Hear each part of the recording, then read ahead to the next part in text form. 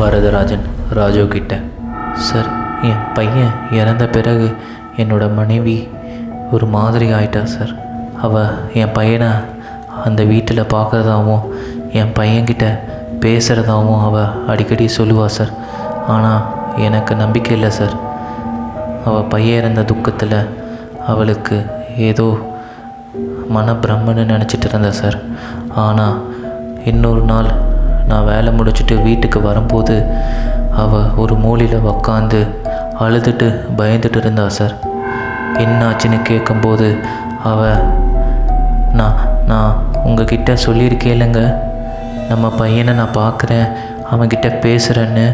அது நம்ம பையன் இல்லைங்க, அது நம்ம பையன் இல்லை, அது வேறு யாரோ ஒரு பேய் பயங்கரமாக இருந்துச்சுங்க, நான் இன்றைக்கி பார்த்தேன் அப்படின்னு சொல்லி அழுக ஆரம்பிச்சிட்டான். நானும் என்ன பண்ணுறதுன்னு தெரியல. அவளை சமாதானப்படுத்தி அவளை தூங்க வச்சுட்டேன். அடுத்த நாள் நான் இதை பற்றி அவகிட்ட விசாரிக்கும்போது அவள் எதுவுமே நடக்காத மாதிரி, நான் எப்போ உங்ககிட்ட சொன்னேன், அப்படியெல்லாம் எதுவுமே இல்லை அப்படின்னு அவள் நடக்காத மாதிரி பேசினா சார். எனக்கு அப்போ தான் ஒரு மாதிரி வினோதமாக இருந்துச்சு. சரி, நானும் விட்டுட்டேன். அப்புறம் இன்னொரு நாள் அவள் தூங்கிட்டு இருக்கும்போது தானாக கதவு திறந்துச்சாமா சார். அப்போது அந்த கதவுக்குள்ளே போகும்போது அவள் வேறு ஏதோ ஒரு வீட்டுக்குள்ளே போன மாதிரி அவள் ஃபீல் பண்ணாலாமா சார். அங்கே யாரோ தூக்கில் தொங்கிட்டு இருந்தாங்க அப்படின்னு எல்லாம் என்கிட்ட சொன்னா சார். ஆனால் எனக்கு அவளுக்கு ஏதோ ஆயிடுச்சு அப்படின்னு பயந்துட்டு நான் அவளை ஹாஸ்பிட்டலுக்கெலாம் கூட்டிகிட்டு போய் ட்ரீட்மெண்ட்லாம் பார்த்தேன் சார். ஆனால் எதுவும் செட் ஆகலை. அப்புறம் அதே கதவு வழியாக ஏதோ ஒரு வெளிச்சம் வந்து அந்த வெளிச்சத்து நடுவில் யாரோ நடந்து வர மாதிரி இருக்குது அப்படின்னு சொல்லுவா சார். எனக்கு என்ன பண்ணுறதுனே தெரியல சார். அவளை சமாதானப்படுத்தி, சரி நம்ம இங்கே இருக்க வேணாம், நம்ம வேறு எங்கேயாச்சும் போயிடலாம் அப்படின்னு சொல்லிவிட்டு தூங்கும்போது அவள் அந்த அன்னைக்கே தற்கொலை பண்ணிக்கிட்டா சார். இதை ராஜு கேட்டுட்ருக்கும்போது ராஜுக்கு ஒரு ஃபோன் எடுத்து பார்க்கும்போது ராஜுவோட அம்மா. சரி இடுங்க அப்படின்னு சொல்லிவிட்டு ராஜு ஃபோன் அட்டன் பண்ணி வெளியே போய் பேசலான்ட்டு, சொல்லுங்கம்மா அப்படின்னு சொல்லிட்டு வெளியே வந்தார். அப்போது அவங்க அம்மா, ராஜு நீ எங்கே இருக்க, சீக்கிரம் வீட்டுக்கு வா, இங்கே ஏதேதோ நடக்குது ராஜு, எனக்கு பயமாக இருக்குது.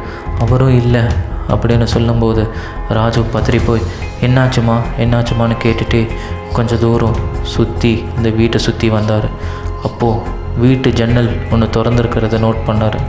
ஜன்னல் வழியாக 2 கால் தொங்கிட்டு இருக்கிறத பார்த்தாரு. அப்போது ராஜு எட்டி பார்க்கும்போது நம்மக்கிட்ட இவ்வளோ நேரம் பேசின வரதராஜன் தூக்கில் தொங்குறத பார்த்து அதிர்ந்து போனார். அவருக்கு கை காலெல்லாம் நடுங்க ஆரம்பிச்சிருச்சு. பேசிகிட்டு இருக்கும்போதே காதுலேருந்து ஃபோன் தவறி விழுந்தது கூட ராஜுனால் உணர முடியலை.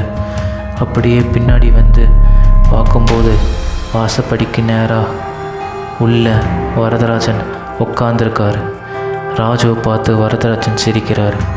ராஜுவுக்கு எது உண்மை எது பொய்ன்னு தெரியல. ஜன்னலில் வரதராஜன் தொங்குறாரு தூக்கில், இங்கே உட்காந்துருக்காரு. ராஜு பயத்தில் அலறி அடிச்சுட்டு வேகமாக வெளியே போய் அவரோட மோட்டார் சைக்கிளை ஸ்டார்ட் பண்ணி வேகமாக ஓட்டிகிட்டு போகும்போது மெயின் ரோடுக்கு போகும்போது ஒரு தண்ணி லாரி வேகமாக வந்து இவரை இடித்து இவர் மேலே ஏறிடுச்சு. இவர் அதே இடத்துல துடிச்சிட்டு இருக்கார் டயருக்கு கீழே. அப்போது மக்கள் கூட்டமாக வந்து அவரை எடுக்கிறதுக்கு பார்க்குறாங்க. அதே கூட்டத்துக்கு நடுவில் வரதராஜனும் வந்து நிற்கிறான். வரதராஜன் ராஜுவை பார்த்து ஒரு மாதிரி சிரிக்கும்போது ராஜு அதை பார்த்து பயந்துட்டே அவரோட உயிரை விடுறார்.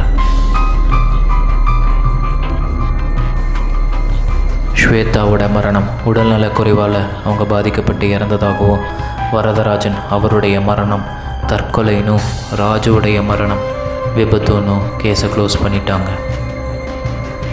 அதுக்கப்புறம் வரதராஜன் கடைசியாக அவரோட உயிரில் இருக்கிற வரைக்கும் அவர் அனுபவிச்சுட்டு அவர் இறந்த பிறகு கோயில் நிர்வாகத்துக்கே எழுதி வைக்கிறேன்னு எழுதி வச்சு இறந்தனால அந்த வீட்டை கோயில் நிர்வாகம் எடுத்துக்கிச்சு. இதே சமயம் கபிலனை வளர்த்துட்டு இருந்த அவங்க பாட்டி தாத்தா அவங்களும் தற்கொலை பண்ணி இறந்துட்டாங்க. இதுவும் தற்கொலைன்னு கேஸை க்ளோஸ் பண்ணிட்டாங்க. கபிலனை வளர்த்த யாரும் முன் வராததுனால கபிலனை குழந்தைகள் நல காப்பகம் அங்கே அனுப்பிட்டாங்க.